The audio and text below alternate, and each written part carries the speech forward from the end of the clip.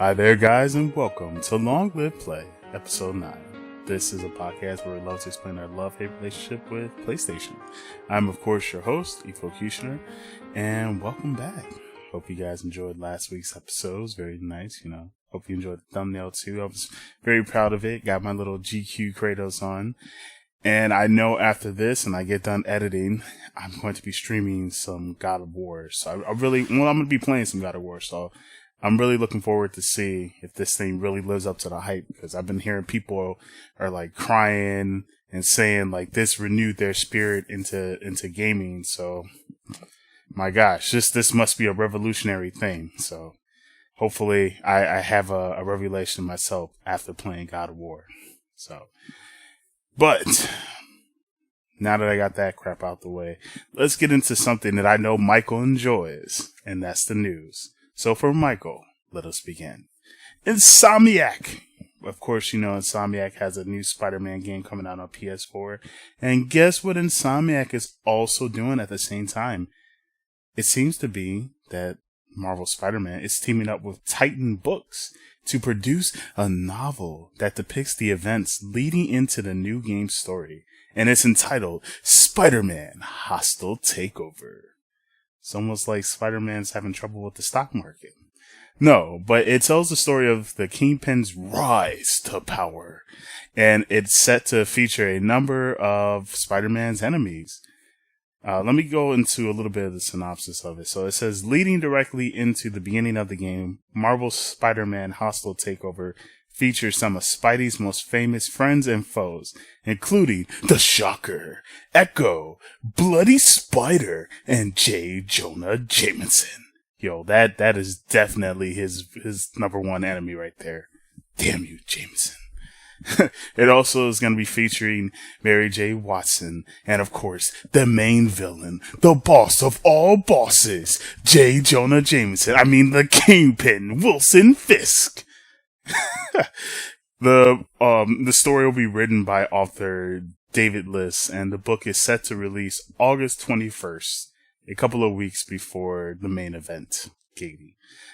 However, that's actually not the only thing that's coming out before the launch of Spider-Man. So supposedly on September 11th, a few days before the game's release, there will be another book coming out. It's called Spider-Man, The Art of the Game, and it'll be available for purchase, and it'll feature all new artwork. And here's the synopsis of what's going to be in it. It's packed with never before seen images of Spider-Man, his costume and equipment, the Marvel version of his hometown New York, and the deadly villains he battles. Fans will learn about every facet of the game, from the initial designs, blueprints, and the breathtaking final concepts. This also seems to go in line with creative director Brian Ethar, because he also talked about the process of the new Spider-Man game. He said that it will not be following like how the other games did, and that Spider-Man, after he got bit and he's trying to go through high school and trying to adapt into his powers. No, we're going to go straight 8 years after the incident of him being bitten, and pretty much Peter will be in college. He'll be a college graduate, and he'll have a firm grasp of his abilities. So we won't be dealing with a low-level Spider-Man. We'll be dealing with a Spider-Man with some battle experience. So we'll mostly be on the verge of him trying to become an adult, because he'll be 23 by the time we play it.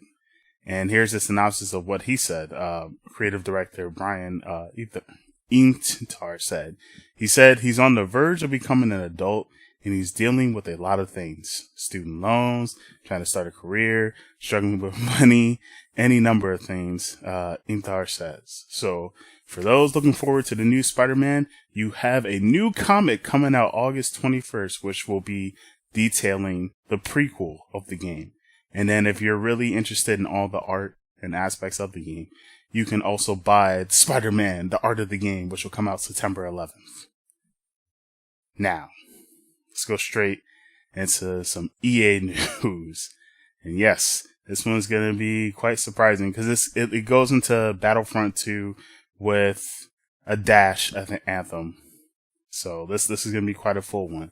So following the management shuffle over at EA, Newly assigned Chief Design Officer Patrick Sutherland pretty much opened up about the mistakes of Star Wars Battlefront 2 with an interview with The Verge. Sutherland admits that the sequel's progression system was handled kind of poorly. Kind of poorly. Just a dash, it seems. No, I'm just goofing around. No, but he said like it was handled very poorly at launch, with microtransactions basically ruining the game, unless you drop that, stacks on stacks. But pretty much this is what Sutherland had to say about the experience. He said, "I'd be lying to you if I said that what happened with Battlefront and what's happening with everything surrounding loot boxes and these things haven't had an effect on EA as a company and an effect on us as management," Sutherland says. He goes on to state that the publisher had two choices. We can shy away from it and pretend like it didn't happen, or we can act responsibly and realize that we made some mistakes and try to rectify those mistakes and learn from them. Trying to stay very neutral right now. So let me continue on. Also in an interview, he also goes on to talk about, from the learning experience of Battlefront 2, how it will affect BioWare's new Anthem game. And Sutherland basically says that they will not be making the same mistakes again. In fact, he goes on to more detail to say, for games that come next, for Battlefield or for Anthem, players have made it very clear that we can't afford to make similar mistakes. And we won't. So that's the end of that interview. Well, there's more to the interview. There's a little bit more details. Some about Battlefront, a little bit about Anthem. But I just wanted to give those small synopses. So it seems like EA kind of took the hint, wink, wink. But also, from the world of EA, we should also talk about how BioWare's general manager, Casey Hudson, pretty much illuminated why the lack of story-based DLC for Mass Effect Andromeda, as well as the studio's focus on the upcoming RPG Anthem and all future titles. So Hudson, who had returned to the helm after leaving back in 2014, had this to say about his, long and short-term plans for BioWare. Now, BioWare and, of course, Mass Effect Andromeda. So here's what he says. As you know, we were not able to deliver story DLC for Andromeda. This was frustrating for us as it was for players, and it was something we knew we had to solve in future games. The experience ultimately became a defining moment in refocusing BioWare's mission. We need to delight players with new experiences and innovation, but we must stay focused on the importance of the world, character, and storytelling elements that players expect from our games. And our games must be designed to continue delivering new stories and experiences, an ongoing relationship with players in the worlds we're evolving together, Hudson explained. Then he also goes on to talk about a little bit of Anthem, which is coming out 2019. No exact, release date, of course. So he continues to say, it is in the spirit that we are working through production on Anthem, a game designed to create a whole new world of story and character that you can experience with friends in an ongoing series of adventures. It will be unlike anything you've played, but if we do it right, it will feel very distinctively BioWare. So it really seems like EA has listened to us about the whole Battlefront 2 fiasco and whole loot boxes. Maybe they'll tone down the microtransactions. I'm going to be respectful, and I'm going to say I look forward to Anthem. I still have no idea what the game is, but I know I look forward to it. And the way that EA kind of expresses itself, maybe something special might happen with Anthem, man. It might be better than Destiny. Who knows? I'm trying. I'm staying neutral. Believe me, if you know how I feel about this shit, if you've watched the podcast. Anyways, Shenmue 1 and 2. Guess what, folks? If you're wondering how much the game's going to cost when it comes out, it's going to be $30. $29.99 to be exact, $29.99 plus tax in the United States. And if you're wondering, my Shenmue fans who have played the original game, I haven't. I actually had to learn about this, and I had no idea this happened. But if you played the original game, the first game, you kind of realize that there were multiple moments throughout the story where you had to wait and meet a character or attend a certain location governed by an in-game calendar and clock, which is very surprising. And this was meant that there were periods where you literally have to time waste in order to progress in the story. From what I heard, it was kind of like, well, they wanted people to go do side missions and go do extra stuff and explore the world. But, you know, a lot of people were kind of pissed off because if they missed that time, they had to wait. So, like, they had to wait quite a while. Also, it was a diverse feature, and I know they said it wasn't in Shenmue 2, so they added a time skip option in response to the criticism. And luckily, Sega has already said that the first, and the new one, the remaster, Shenmue 1 and 2, according to VG247, you will not have to worry about that. They try to stay, so pretty much here's what Sega said. We've tried to stay as close to the original feature sets in each game as possible, so Shenmue 1 will not have the time skip feature, a spokesperson told the website. Ooh, so that's kind of bad. I thought it did. It will not have the time skip feature. Ooh. Wowzers. Well, hopefully it's, I know I played Legend of Zelda,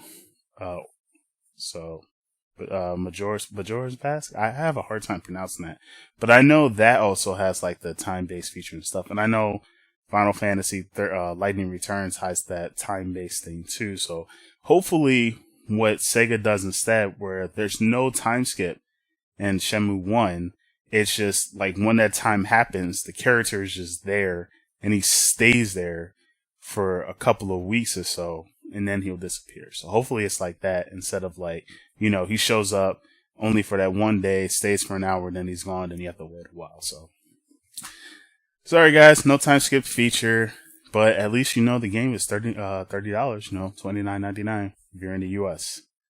Ouch. Seriously, ouch. I'm still playing the game. I don't care because I keep hearing how amazing it is. My Sonic Mania fans, like myself, guess what? If you have Sonic Mania, instead of waiting for Sonic Mania Plus, guess what? I'm pretty sure at one point in time, if you had Sonic Mania and you just happened to turn on your PS4, you probably were wondering, what the hell am I getting an update for? Well, lucky for you, if you were one of the few people who lived in UK, and I have to say UK, because sorry, it's not us in the US. But those in the UK, if you had that weird update around April 18th at night, congratulations, you just got the Sonic Mania Plus update. Unfortunately, it doesn't contain everything. But the update does add in the missing zone-to-zone transitions, options like being able to debug mode, and switch to alternate abilities for Sonic are currently restricted to the no save option in the Mania menu. With the patch, these options can now be used in regular save files, so you can actually do that in regular save files. And you also have the option to disable the timer, which means you can literally just explore the world as much as you want now, or explore the levels as much as you want. And there's also a, what was it? I believe there's like one more thing. What was it? Oh, no, that's it. That's pretty much it. So if you got the update, that's pretty much all you got access to right now. I know there's more to it, but unfortunately they probably didn't put it in. They'll probably save it for the next patch. But hey man, be happy. For those in the UK, you got a free Sonic Mania Plus update. You just gotta wait for the rest of the update. A new trailer! Guess what guys? A new trailer came out for Kingdom Hearts 3, but unfortunately don't get too excited because I actually saw it. I was kind of sad. I was a little disappointed. I was like low-key kind of pissed. But a new trailer entitled Classic Kingdom shows off several game and watch-esque minigame techniques that you'll be able to play within the PS4 Kingdom Hearts 3. Well, maybe the Xbox One. Who knows, man? I'm just not too sure if it's coming out on other platforms, but yeah, kind of showed a bit of what you'll be expecting from the mini games in Kingdom Hearts 3, and I'm like, bro, can you stop teasing me? You released a trailer to show some mini games. Anyways, let me stay neutral on this thing, but yay, at least we know, at least we can 100% say now that Kingdom Hearts 3 is coming out 2018, because you wouldn't release no trailer like that if you were just going to be like, oh, Kingdom Hearts 2019. So I'm expecting this game this year. I could feel it. And I feel like it's officially coming out. Because you wouldn't do no trailer like that. Because that pissed all the fans off. That pisses me off just watching it. Kingdom Hearts 3. So now, last but not least, and this is something I really kind of wanted to share. So, the United States Federal Trade Commission, or the FTC, announced in a press release earlier this week that it has warned 6 major companies, including console manufacturers, that it's illegal to add certain warranty restrictions when selling their hardware. Now, of course, the FTC doesn't say names of the company, but Arx Technia, I always have a hard time pronouncing that website's name, research suggests that Sony and Nintendo are likely to be included in the list. So, here's what the FTC says is in question in their warranty restrictions. Number 1, the use of company name parts is required to keep your manufacturer's warranties and any extended warranties intact. Number 2, the warranty shall not apply if this product is used with products not sold or licensed by a company name. And then number 3, this warranty does not apply if this product has had the warranty seal on the product, insert product name, altered, defaced, or removed. And number 3 is actually a very, very, very strong one, because a lot of people have been getting, quote unquote, a lot of people have been getting in trouble because supposedly you're not allowed to, mess with the warranty seal. So, supposedly the second statement, the warranty shall not apply if this product is used with products not sold or licensed by blank. It seems to be that's like Nintendo's warranty and service information almost word for word. So, ooh. And the third one, which we all know, if you have your PS4, I believe it should say it on there. You should double check. If not, your PS3 and your PS2 definitely have it where you're not allowed to mess with the warranty seal. Guess what? All 6 companies have to change that review on the warranty coverage. That is right. If your system breaks down and you know how to repair it, you actually can repair your console. If you have a console malfunction and you know a shop or something that can replace it, but you're worried, I don't want to get in trouble if I break the warranty seal. Guess what? It's not illegal to do so, and they can do it. It was just a way of certain companies to just try to milk the money. And like even the second one that Nintendo kind of uses, you can use third-party devices on your Nintendo or PS4 products, but PlayStation has no problem with that.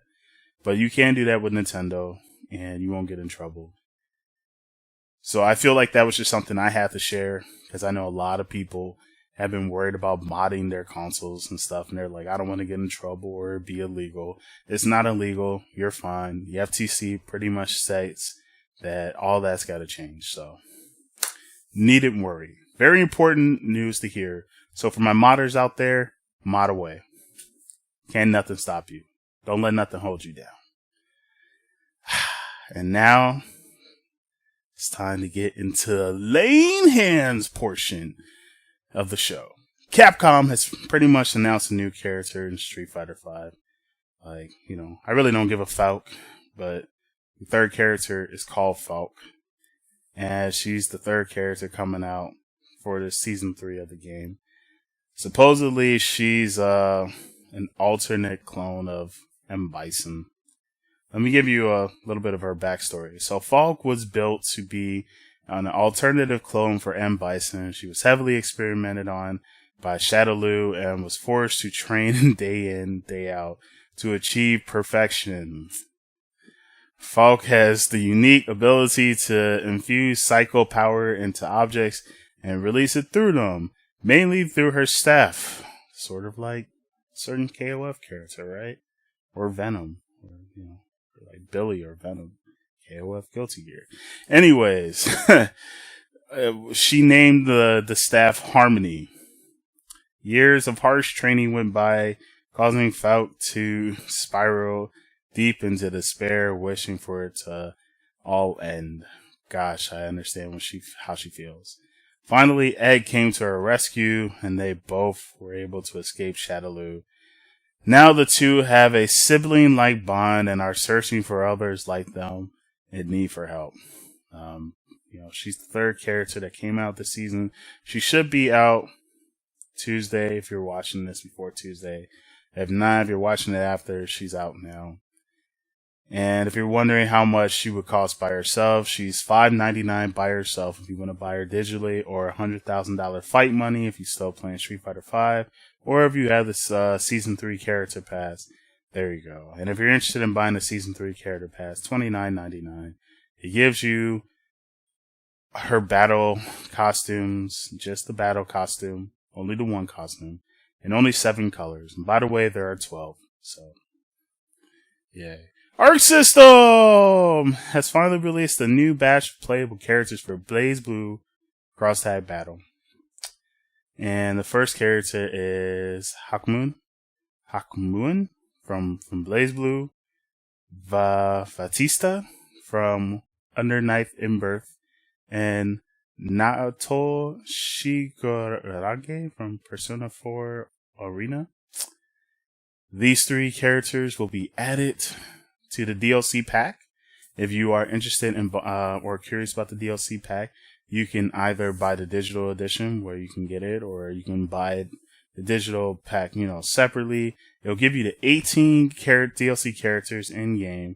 But don't forget, guys, that Yang and Blake are still free from Ruby. So when the game is released, those 2 characters are free. The others you kind of have to pay for. Also, BlazBlue Cross Tag Battle will have a open beta where everyone will be able to play the game's demo and try out some of the game modes. If you actually pre-ordered the game, if you pre-ordered the game digitally on PSN, you'll be able to get the earliest access from May 9th, while others will have to wait till May 12th. And then it will be officially open May 14th. So if you digitally pre-order the game, you get it May 9th. You can access the beta May 9th. For those who, pre-ordered in store, they have to wait till May 12th. But overall, the open beta will be May 14th. I'm not sure when the open beta will be officially over, but in the open beta, you'll be able to select the 20 launch characters and access the offline versus mode, CPU or 2 players, so that's not too bad. And you have tactics mode, which is pretty much training mode. And you'll be able to access casual lobbies, so you'll be able to play against people online. It won't be ranked, but it'll be casual. And the open beta has, it has an end period, but I'm not really too sure when. But when that end period happens, you'll still be able to play offline if you pre-ordered it on PSN, and you'll be able to access the 20 launch characters. But if you did not digitally buy it on PSN, you'll just only have access to 4 characters, and that's Ragna the Blood Edge, Hyde, Yu Nakamori, and Ruby Rose. Those will be the only 4 characters you'll have. So yes, even if you pre-order the game at store, it's technically not on PSN, so you'll still have access to the beta, but you only have access to 4 characters. So if you want to continue having access to all 20 characters and be able to practice and still play against other people, you kind of have to buy it digitally. So that's a huge commitment. And then once again, BlazBlue Cross Tag Battle will be released on PS4 in the US June 5th. On Japan and Asia will be May 31st. So that's not too bad. If you're committed, you better do it. Shonen Jump. The Weekly Jump pretty much confirmed that Fused Zamasu will be coming to Dragon Ball FighterZ. Unfortunately, though, we have not heard if Vegito Blue has been confirmed yet. So unfortunately, not 100% sure if the data mine leak is 100% true, but we know that Fused Zamasu is coming out. Some people are still saying Vegito Blue, but hey man, there's a reason why I haven't said he's official, and there's a reason why it's still not in the speculation station. Because this speculation just might be true. And speaking of the speculation station, it's about that time. Let's see who's about the board. Capcom! Capcom pretty much has filed some trademarks for Onimusha in various regions. And is looking, and the trademarks are pretty much for online video game service, which covers a wide blanket of things, including general games, mobile, and other types of entertainment. Unfortunately, no one from Capcom has said whether on these trademarks will be used for an entire new game, or if the company is just making sure that they still have the name. But people have been speculating a new Onimusha remaster? Who knows, man? Or a reboot?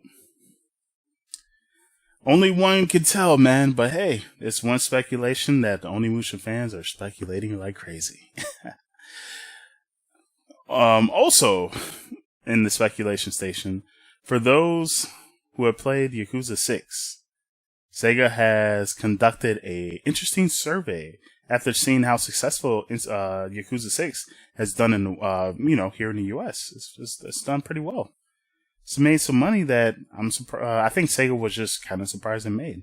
And because of that, did a nice little survey with some future customers. Pretty much to discuss future plans.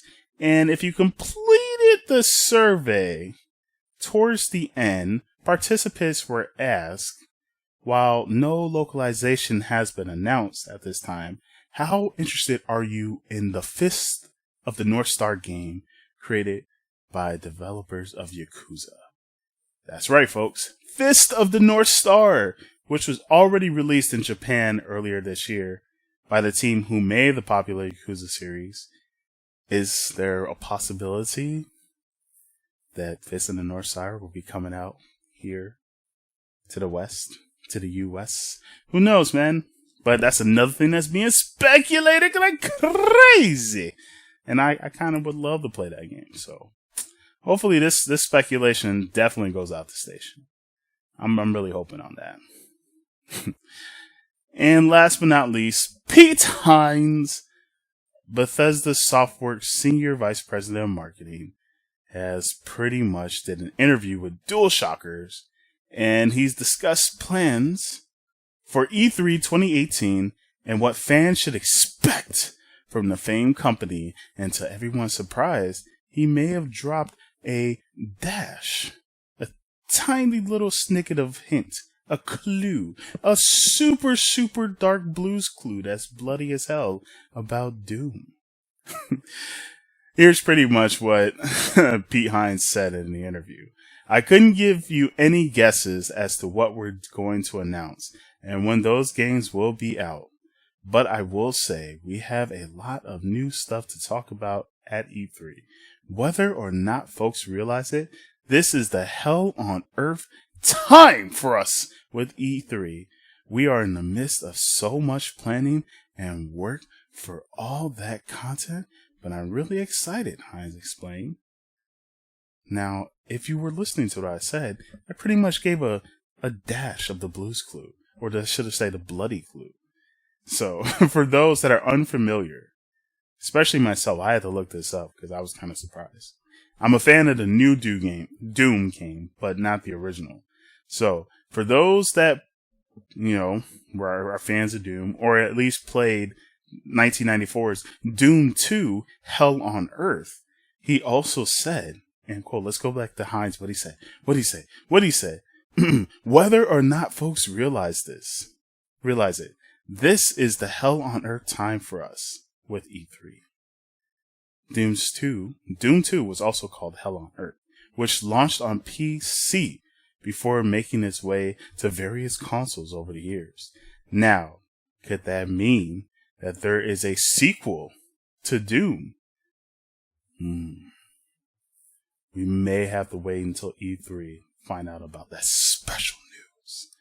But that is pretty much the end of everything. That's the end of the speculation station, and that's pretty much the end of the news. So, if you enjoyed what you heard, or if you have any speculation, or if you have any laying hands, or if you have any news in general, comment at the bottom. Like, comment, and subscribe to the channel. Let me know what you think. You can comment at the bottom, or you can message me at the Chronicles of Gamers podcast at gmail.com. Or just say hi, man. Either way. Other than that, thank you for tuning in. Thank you guys for watching. I'm out of here. So, of course, stay litten.